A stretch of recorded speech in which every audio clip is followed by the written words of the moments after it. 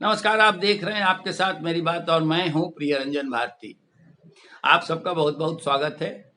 देश में लोकसभा के चुनाव हो रहे हैं और चुनाव में प्रधानमंत्री नरेंद्र मोदी 400 पार का लक्ष्य लेकर चल रहे हैं। 400 पार एनडीए की सरकार, फिर से प्रधानमंत्री नरेंद्र मोदी की सत्ता में वापसी। भारतीय जनता पार्टी इस अभियान में लगी है, उसके सहयोगी दल भी लगे हुए हैं। बहुत सारे खिलाड़ी जो सरकार में थे या फिर यूं कहें कि जो एनडीए के सांसद थे, उनको टिकट नहीं दिया, वो पैदल हो गए। बहुत सारे उम्मीदवार अब चुनाव प्रचार के दौरान अपनी जिम्मेवारी का निर्वहन करेंगे। उनमें से एक हैं अश्विनी कुमार चौबे, जेपी आंदोलन के साथी हैं, जेपी आंदोलन के सिपाही हैं। जेपी आंदोलन के 50 साल पूरे हो गए। इस 5 जून को जब लोकसभा के परिणाम सामने आएंगे, चुनावों के परिणाम सामने आएंगे, तब संपूर्ण क्रांति के 50 साल की बरसी पूरी होगी।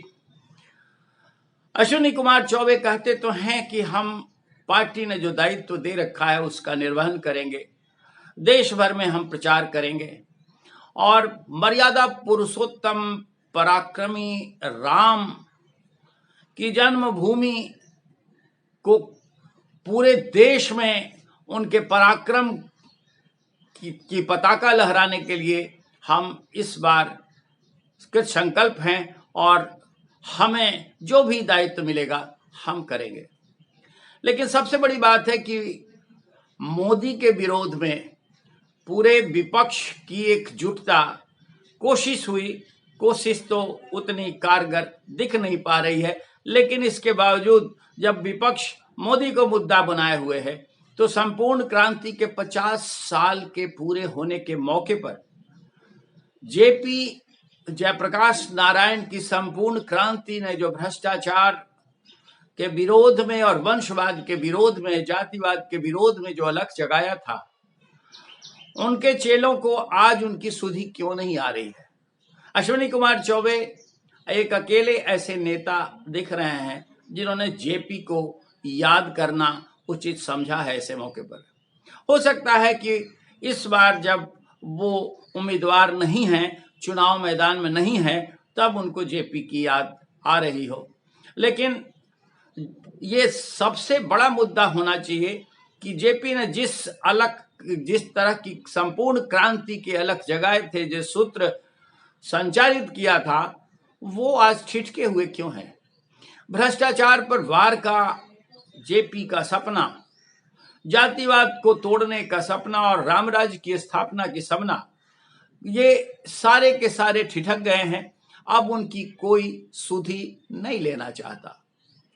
संपूर्ण क्रांति के एक वैसे ही उनके सिपाही अश्विनी कुमार चौबे अभी उनके याद में अपने सारे योद्धाओं को जो संपूर्ण क्रांति में और जेपी आंदोलन में साथ थे, उन सबको याद करके एक सम्मेलन 5 जून को पटना में करने की तैयारी कर रहे हैं।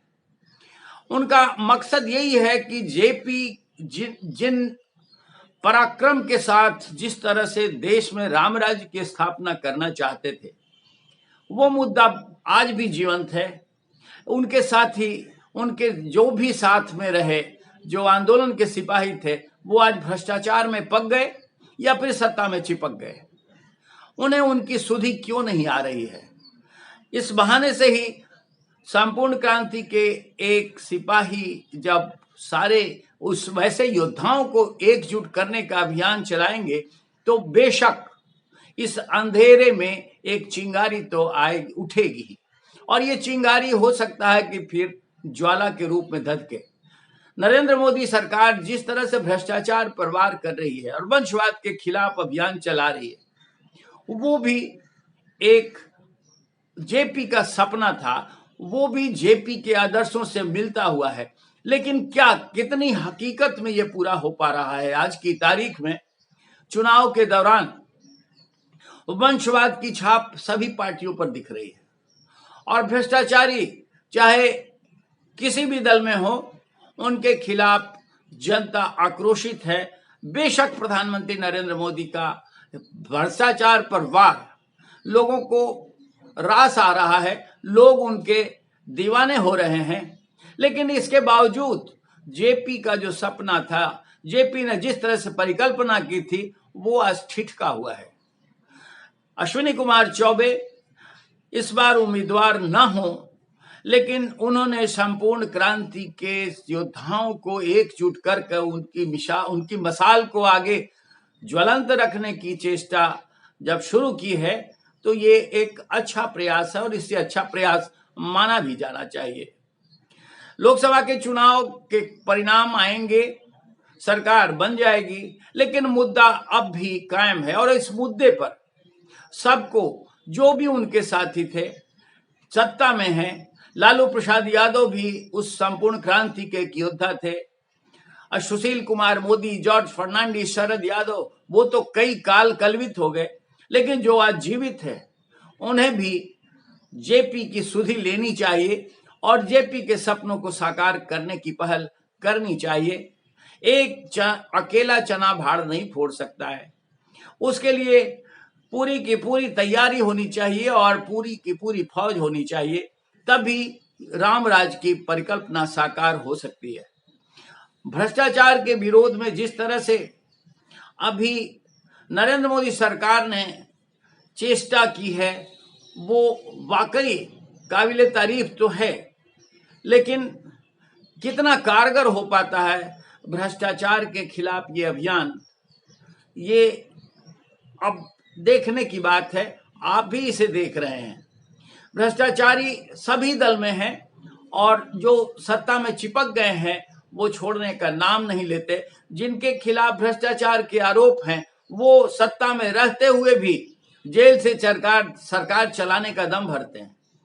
और तो और जो भ्रष्टाचार में पगे हुए हैं, जो आरोपित हैं, जो बेल पे हैं, वो भी चुनाव लड़ रहे हैं, उनके वंश के लोग चुनाव लड़ रहे हैं और अभियान नारेबाजी इस तरह की कर रहे हैं कि अगर वो सत्ता में आ जाएंगे तो प्रधानमंत्री नरेंद्र मोदी समेत सारे लोगों को जेल में डाल देंगे।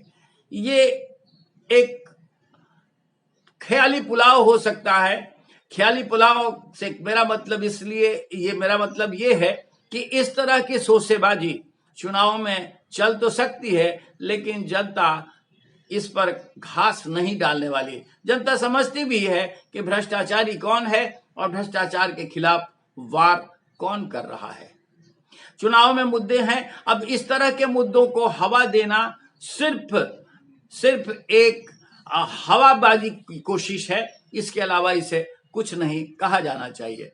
ऐसे मौके पर जब पूरे देश में चुनाव हो रहे हैं और जेपी के संपूर्ण क्रांति के 50 साल पूरे हो रहे हैं, उनके मुद्दे को धार देने की कवायद, उनके मुद्दे को आगे बढ़ाने की ललक एक वास्तव में पराक्रमी पहल है। और इस तरह से परिक्रमा नहीं, सिर्फ पराक्रम से राम राज्य की स्थापना, भगवान आदर्श मर्यादा पुरुषोत्तम भगवान राम के राम राज्य की स्थापना पराक्रम से ही सिद्ध हो सकती है और वो पराक्रम करके दिखाना पड़ेगा। जेपी के सपनों को साकार करने के लिए उसी तरह से पराक्रमी होना पड़ेगा, परिक्रमा छोड़ करके। और जब कोई पराक्रमी बने तभी उसके उनके सपनों को साकार किया जा सकता है।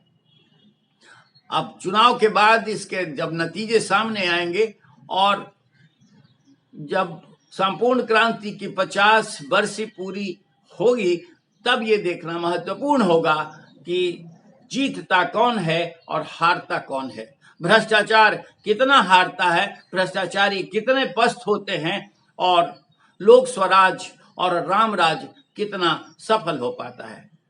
आज के अंक में बस इतना ही, फिर मिलते हैं, किसी और विषय पर बात करेंगे। नमस्कार।